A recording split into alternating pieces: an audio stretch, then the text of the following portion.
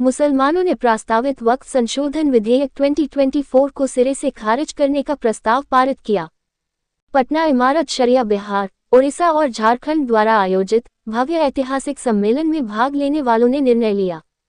इस वक्त पूरे मुल्क में वक्फ संशोधन विधेयक 2024 को लेकर बेचैनी की स्थिति है। इस प्रस्तावित विधेयक में केंद्र सरकार वक्फ संपत्तियों में चोर दरवाजे से प्रवेश करना चाहती है, ताकि वह उनका मनमाने तरीके से उपयोग कर सके। ये श्रृंखला इमारत शरिया बिहार, ओडिशा एवं झारखंड के अमीर ए शरीयत द्वारा आयोजित all India Muslim personal law board के प्रस्ताव और आंदोलन पर बिहार, ओडिशा, झारखंड और पश्चिम बंगाल के संगठनों अरबाब हल व अक़द के संयुक्त सहयोग से आयोजित की गई है। आपके सामने हिंदुस्तान के कानून का जो तसव्वुर है और कानून जब बन रहा था और उस वक्त मुल्क जिन हालात में था और जो कानून बना वो क्यों बना, उस पर थोड़ी सी गुफ्तगू करूंगा ताकि सियाक व सबाक सही तौर पर सेट हो सके। मैं आपके सामने वक्फ का इस्लामी नुक्ते नज़र बहुत तेज़ी से रखने की कोशिश करूंगा और फिर जो प्रपोज्ड बिल है उसमें 44 अमेंडमेंट्स हैं। असल में वो 153 अमेंडमेंट्स हैं। 44 लाइन है, 153 अमेंडमेंट्स हैं। मुझे आपसे उन 153 अमेंडमेंट के बारे में बात करनी है ताकि आप सो जाएं। तो इंशाल्लाह मैं कोशिश करूंगा कि 153 के बजाय 20 के आसपास बात करूं और उसके बाद स्लाइड को आगे बढ़ा दूं। और आखिर में मैं चंद स्लाइड्स तैयार करवाई हैं हम लोगों ने, ताकि हम लोग जो प्रोपेगेंडा फैलाया गया है उसका जवाब दे सकें।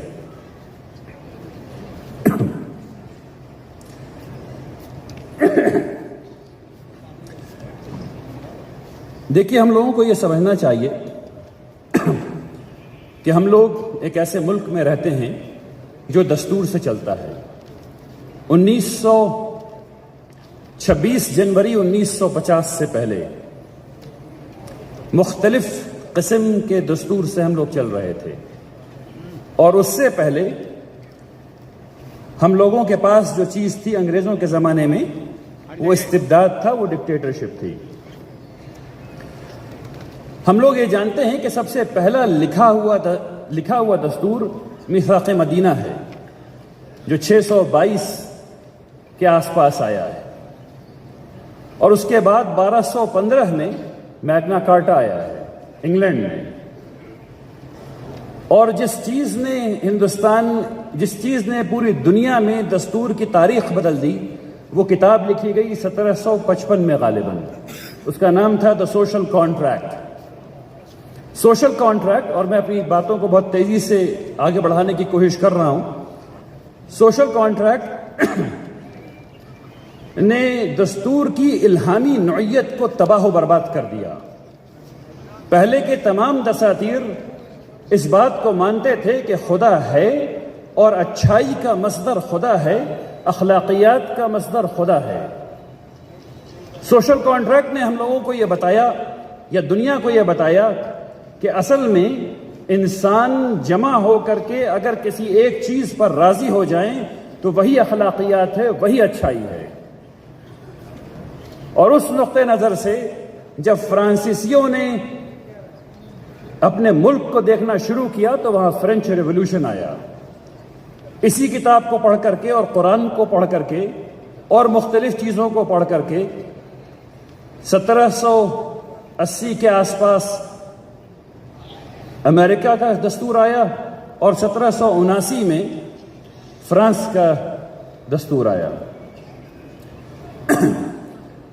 इस किताब ने जो बात की वो ये की कि उसने कहा कि collective will of people will define what is goodness. इंसान जब मिल बैठे और उनकी रजा किसी चीज पर हो जाए तो वो अच्छाई है। इसीलिए आपने देखा कि एक वक्त आया इस मुल्क में जब जिना एक क्राइम था और उसके लिए 7 साल जेल हुआ करती थी, और फिर वो ख़त्म हो गया और वो क्राइम नहीं रहा और अब उसके लिए जेल नहीं होती। انسان نے دیکھا کہ اس کو یہ چیز پسند ہے، اس نے وہ چیز اپنا لی. اور یہی فرق ہے انسان کے بنائے ہوئے دستور میں اور اللہ سبحانہ و تعالیٰ کے دستور میں. اب اس چیز کو اپنے ذہن میں رکھیے اور 1901 سے لے کر کے 1950 تک کے ہندوستان میں چلیے، بلکہ پوری دنیا میں چلیے اور دیکھیے کہ دستور کیسے کیسے تبدیل ہو رہے ہیں. 1901 سے لے کر کے 1950 کی تاریخ دنیا کی سب سے زیادہ خونریز تاریخ رہی ہے. پہلی عالمی جنگ میں تقریباً 1.5 سے 2 کروڑ لوگ جاں بحق ہو گئے ہیں. دوسری عالمی جنگ میں 6.5 سے 8 کروڑ لوگ مارے جا چکے ہیں، اور دونوں میں ہندوستان کے سپاہی مارے گئے ہیں اور بہت زیادہ مارے گئے ہیں. 1929 میں بنگال فیمن ہوا ہے جس میں تقریباً 30 لاکھ لوگ مارے گئے ہیں. آپ کو یاد رکھنا چاہیے کہ جب 30 لاکھ لوگ جاں بحق ہوئے تو پورے ہندوستان کی آبادی اس وقت صرف 38 کروڑ تھی. آج 144 کروڑ ہے.